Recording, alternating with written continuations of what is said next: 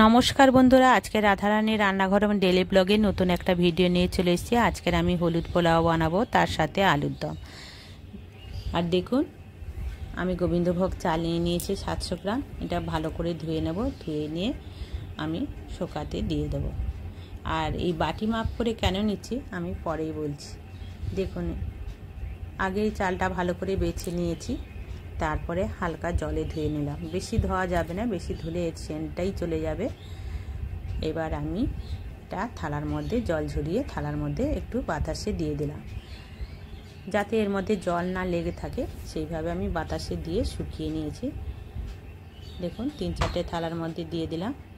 আর কত সুন্দর এবং ঝরঝরে হয়েছে দেখুন, একটুও হাতে জল লেগে থাকবে না। এমনভাবে চালটাকে শুকিয়ে নিতে হবে। দেখুন, একদম ঝরঝরে হয়েছে, হাতে কিন্তু একটুও জল লেগে নেই।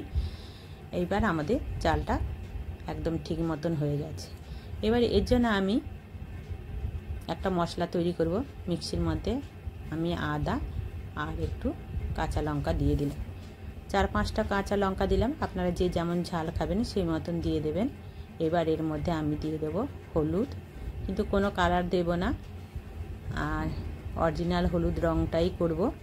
দেখুন, গরম মশলা দিয়ে দিয়েছি, আর বেটে রেখেছিলাম যে কাঁচা লঙ্কা আর আদা, এর মধ্যে দিয়ে মিশিয়ে দেবো। একদম পুরো গুঁড়ো করে দেব না। দেখুন, এইভাবে রেখে আমি মিশিয়ে দেব। আর এর মধ্যে আমি 2 চামচ ঘি দিয়ে দিলাম। ঘি দিয়ে ভালো করে হাতে মাখিয়ে নিতে হবে। এমনভাবে মাখাতে হবে যাতে যেন প্রত্যেকটা চালের মধ্যে এই মশলাগুলো মিশে যায়। দেখুন, আমাদের মাখানো রেডি। এবার একটা কড়াইতে তেল বসিয়ে দিলাম। কড়াইটা গরম হয়ে যেতে এর মধ্যে আমি দিয়ে দেব ঘি। আর আপনারা পারলে ঘিও দিতে পারেন এবং সাদা তেল মিশিয়েও দিতে পারেন। আমি ঘি দিয়ে দিলাম আর 2টো তেজপাতা দিয়ে দিয়েছি।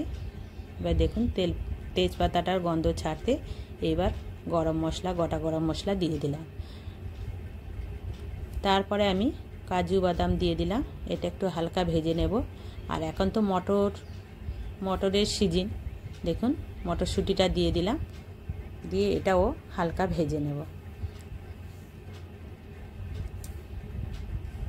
এই ভাজা হয়ে গেছে। এরপরে আমি এর মধ্যে কিশমিশ দিয়ে দেব। আগে কিশমিশ দিলে পুড়ে যাবে, আর কিশমিশটা হয়েছে কি করে বুঝতে পারবেন। দেখুন, এই কিশমিশগুলো দেখুন এবার ফুলে উঠেছে। এবার ভাববেন আপনাদের কিশমিশগুলো রেডি। এবার মশলা মাখানো চালটা এর মধ্যে দিয়ে দিলাম।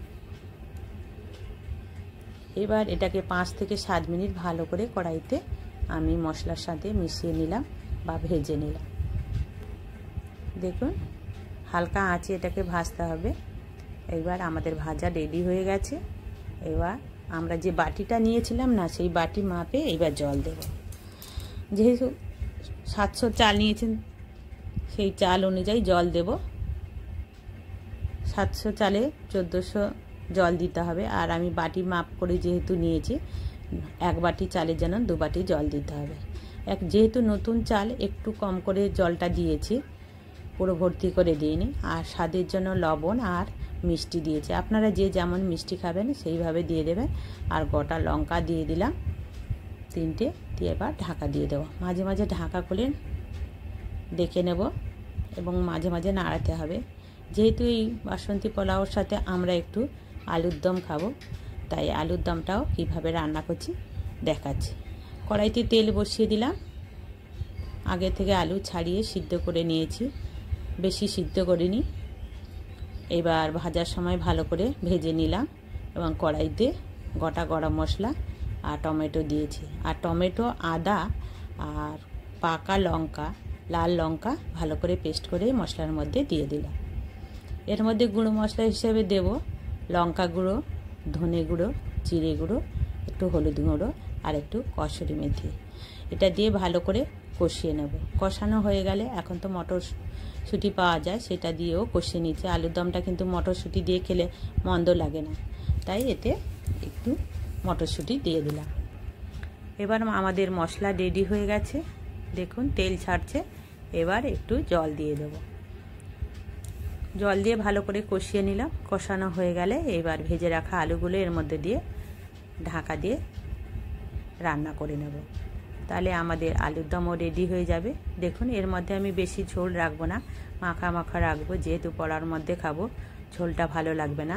একটু মিষ্টি দিয়ে দেবেন স্বাদের জন্য, চিনি দিয়ে দেবেন। দেখুন একটু মিষ্টি আর একটু ঝাল ঝাল হলে আলুর দমটা দারুণ লাগে। দারুণ কিন্তু হয়েছিল বন্ধু আলুর দমটা যেমন হয়েছে তেমনি পোলাওটাও সুন্দর হয়েছে। দুটো মিলেমিশে একাকার হয়ে গেছে, দারুণ লেগেছে। ভিডিওটা যদি আপনাদের ভালো লাগে লাইক শেয়ার কমেন্ট করবেন। দেখুন কত সুন্দর হয়েছে।